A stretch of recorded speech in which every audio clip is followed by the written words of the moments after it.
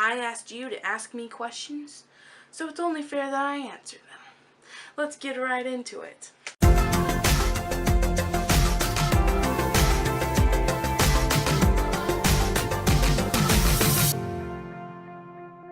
the way, I'm using my Chromebook to read off the questions because my phone is currently broken.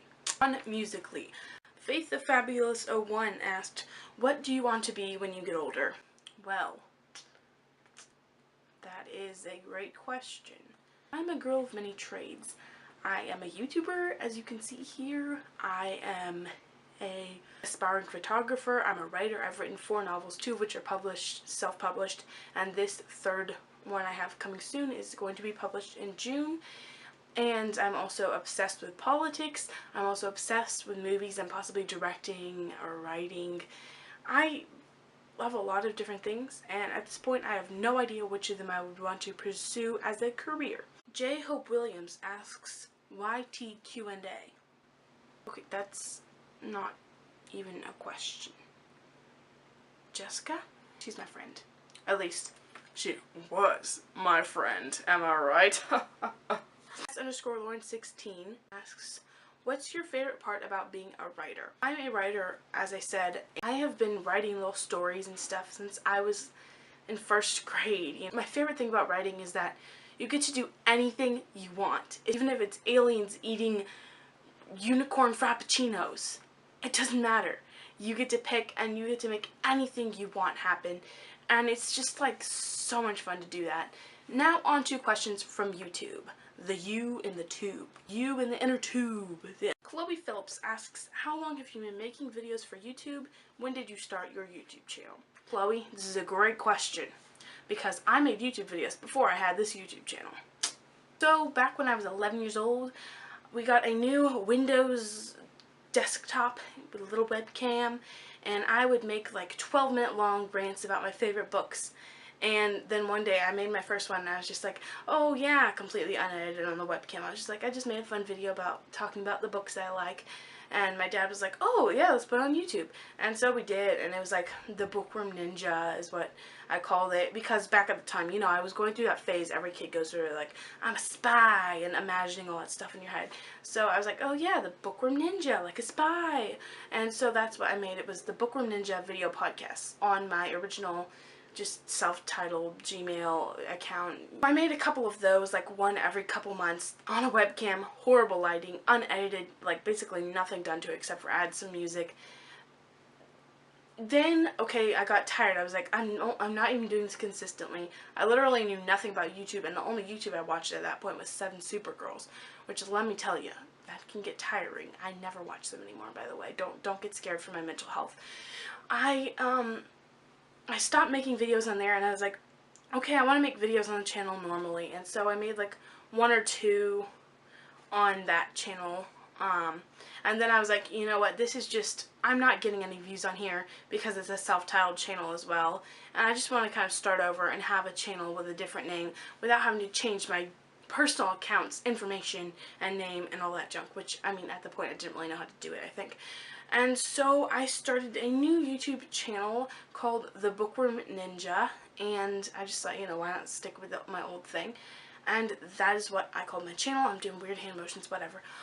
I started making videos on my new channel, this channel, The Bookworm Ninja, on October 9, 2016. MK asks, what made you want to start YouTube? It was kind of a series of things. So when I really wanted to start making videos on my own channel personally, it was on one certain day that got it all kind of started. This was not one conscious moment. It was just the start of a movement that led me to want to do YouTube.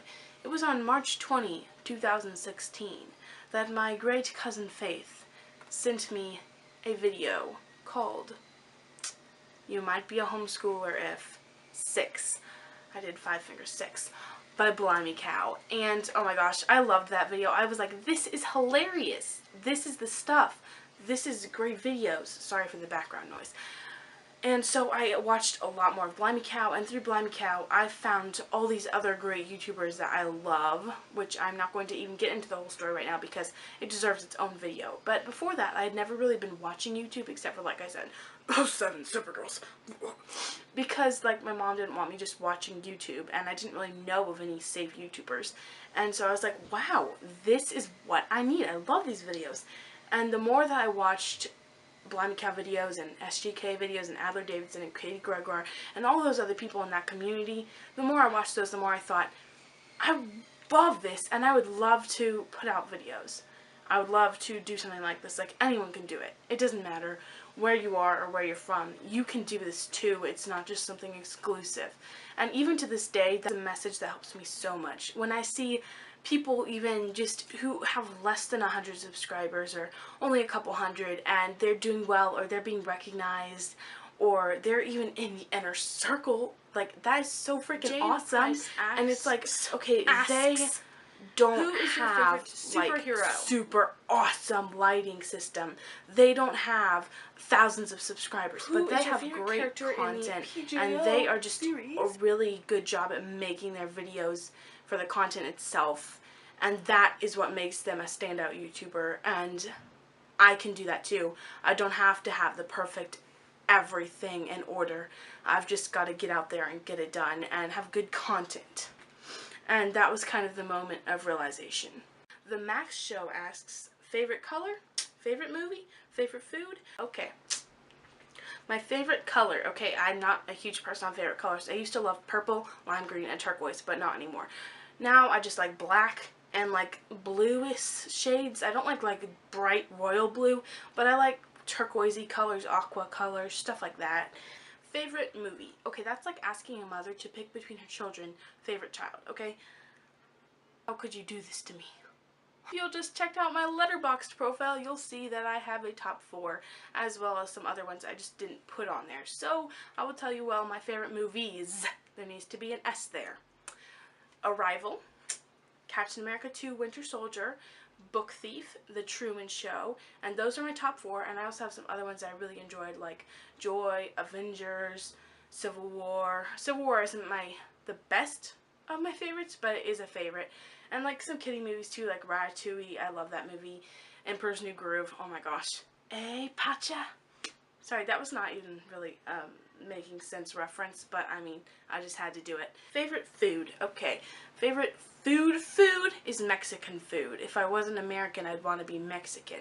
That sounds weird, but I'm just saying, I love Mexican food. And then also ice cream, because that's not like a food, I guess, but ice cream is amazing.